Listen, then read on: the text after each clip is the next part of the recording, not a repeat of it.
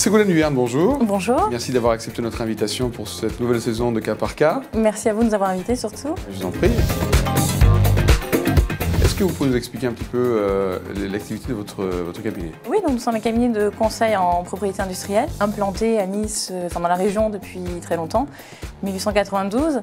Et nous sommes à la fois à Nice et Sophia Antipolis et nous intervenons dans de nombreux domaines, dont les noms de domaine, les marques, modèles, droits d'auteur d'un côté, et puis de l'autre côté, les brevets également.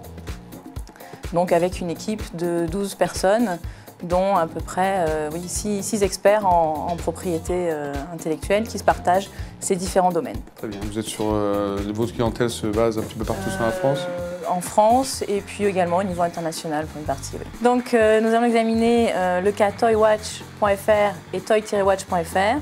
Il s'agit en fait de deux décisions donc, rendues par le centre d'arbitrage de l'OMPI, l'une après l'autre concernant les mêmes parties. Les mêmes domaines. Les mêmes domaines, tout à fait. L'intérêt de ces décisions, c'est de rappeler un petit peu les conditions nécessaires pour qu'un nom de domaine ou une marque antérieure puisse faire obstacle à un nom de domaine dans le cadre de cette procédure. Et puis la deuxième est finalement de vérifier dans quelles conditions une nouvelle plainte peut être déposée et d'en apprécier ses limites. On a une société cool qui a pour activité la commercialisation de montres sous la marque Toywatch et qui est titulaire de diverses marques et noms de domaine.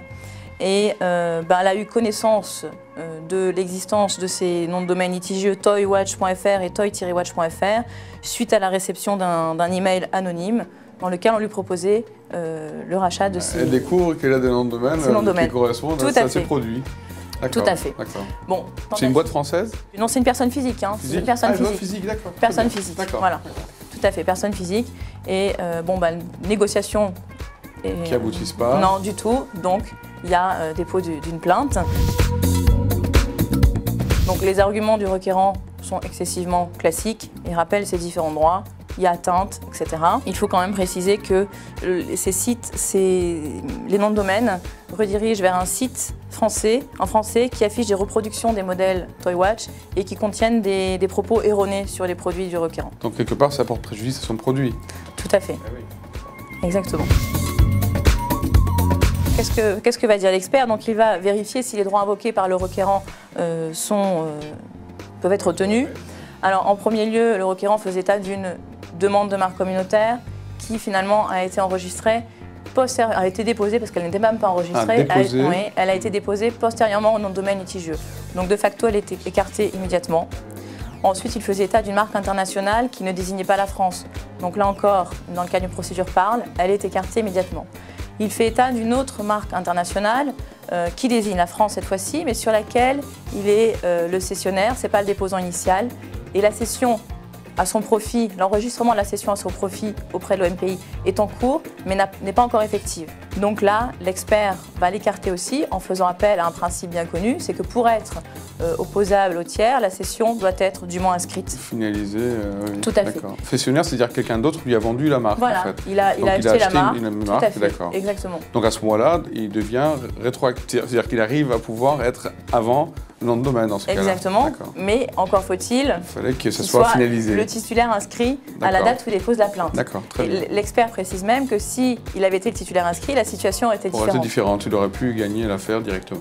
Voilà, donc cette marque a été écartée. Après, il reste des noms de domaine. Il est titulaire de noms de domaine. Est-ce qu'ils peuvent être pris en compte? Et là également, l'expert va les écarter parce que le requérant n'a pas fourni des preuves d'exploitation de ces noms de domaine, et l'expert est très clair, il va dire que la réservation d'un nom de domaine n'est pas suffisant pour faire reconnaître une atteinte au droit de marque.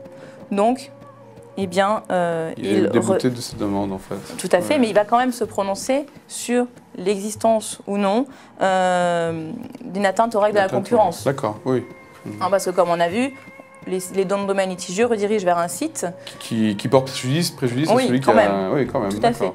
Et là, l'expert va dire non, parce que l'usage qui en est fait sur ce site, ce n'est pas un usage à titre commercial, c'est un usage à titre purement informatif. On va donner des informations sur les produits du requérant. Donc, en raison du principe de la liberté d'expression, qui est un principe constitutionnel, non. Donc, finalement, il n'y a pas atteinte également aux règles de la concurrence et il y a rejet de C'est assez frustrant quand même. Hein. Oui, ouais, c'est un petit peu frustrant. Il a mal fait les choses et on peut que dire que finalement, il faudrait quand même bien vérifier la titularité des droits avant d'engager une telle action. On va quand même finalement réussir à savoir ce qui se serait passé si l'inscription avait été réalisée, parce que le requérant, qu'est-ce qu'il va faire? Il va déposer une seconde plainte. Donc là, on est dans le deuxième volet en fait de la même affaire. Dans le deuxième volet, tout à fait. Il y a eu donc échec de la première. Le défendeur est revenu à la charge, il lui a reproposé la cession de ses noms de domaine. Donc ça montre quand même un état pas très réglo, entre guillemets. Et donc finalement, le requérant a préféré déposer une seconde plainte, qui cette fois-ci, malheureusement, va aboutir également à un échec, parce que le requérant va apporter de nouveaux arguments, qui est l'inscription, qui a été réalisée, mais l'expert va devoir, dans un premier temps, se prononcer sur l'admissibilité de cette seconde plainte. C'est pas évident quand même. On a une même affaire, des mêmes parties, un même nom de domaine et une seconde plainte. Eh oui. Alors, il va dire, oui, effectivement, il y a un fait nouveau, c'est cette inscription. Maintenant, est-ce que c'est suffisant? Si on regarde les règles, le règlement sur la procédure de résolution des litiges, il n'y a rien, donc ça n'aide pas plus. Donc il va faire appel aux décisions antérieures qui ont pu être rendues dans le cadre des procédures UDRP, où là, on va voir que, il va constater qu'il n'y a pas en principe, une nouvelle plainte identique doit être rejetée, sauf cas exceptionnel, c'est-à-dire, et très limité, s'il y a des faits nouveaux postérieurs à la première plainte, susceptibles d'avoir une incidence sur la décision. Donc là, en l'espèce, il va considérer que l'inscription, c'est un élément nouveau.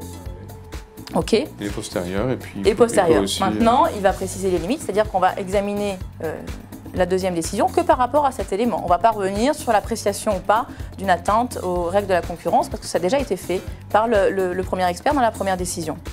Donc il va vérifier si une atteinte a été portée à cette marque internationale. Il va dire que l'utilisation, donc effectivement, les termes sont identiques, il n'y a pas de souci, sont extrêmement similaires, il n'y a pas de souci. Maintenant, sur l'utilisation qui est faite des noms de domaine litigieux, bien, il est obligé de se référer à ce qu'a décidé l'expert dans la première décision. C'est un usage à titre non commercial. Donc si c'est un usage à titre non commercial, il n'y a pas contrefaçon. Donc finalement, alors dans ce genre de situation, il n'y a rien à faire. À moins de les renégocier à nouveau avec la personne. Non, qui plus est, là en l'espèce, le requérant avait essayé aussi dans cette deuxième affaire de dire oui, mais maintenant j'apporte la preuve que le nom de domaine, les noms de domaine litigieux renvoient vers un site qui comporte des informations vraiment fallacieuses. J'en apporte la preuve. Et l'expert a dit oui, mais ça peut-être. Mais ce n'est pas mon problème dans cette présente décision, il aurait fallu l'apporter avant parce que ce sont des éléments dont vous aviez connaissance lors du dépôt de la première plainte. Donc il les écarte. Donc finalement, ce qu'on peut dire, c'est concrètement, la seule solution, ça aurait été de, préalablement, lors du dépôt de la première plainte, d'aborder tous ces éléments. On a le temps de le faire quand même. Certes, la parle est une procédure rapide, efficace, etc. Mais ce n'est pas pour autant que le requérant doit lui agir dans la précipitation.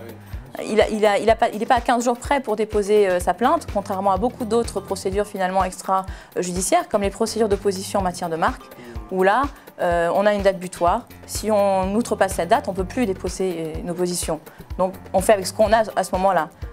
Voilà, donc on peut se poser quand même la question dans cette affaire. Mauvais conseil peut-être? Je ne sais pas, ou alors le dossier était vraiment mauvais, peut-être qu'il n'y avait pas matière à obtenir effectivement le transfert, mais quand on voit la décision, je vous invite à la lire, les deux décisions, on a quand même l'impression qu'il y a un comportement pas très honnête du défendeur. Oui, d'accord. Voilà, ça c'est mon point de vue. Vous voyez comme quoi, il ne suffit pas d'être honnête pour gagner, donc oui, c'est comme ça, c'est la vie. La vie est injuste. Bon, très bien, merci beaucoup pour ce premier numéro. Je vous en prie, merci à vous. Et donc on se retrouve la semaine prochaine pour un autre cas. Merci.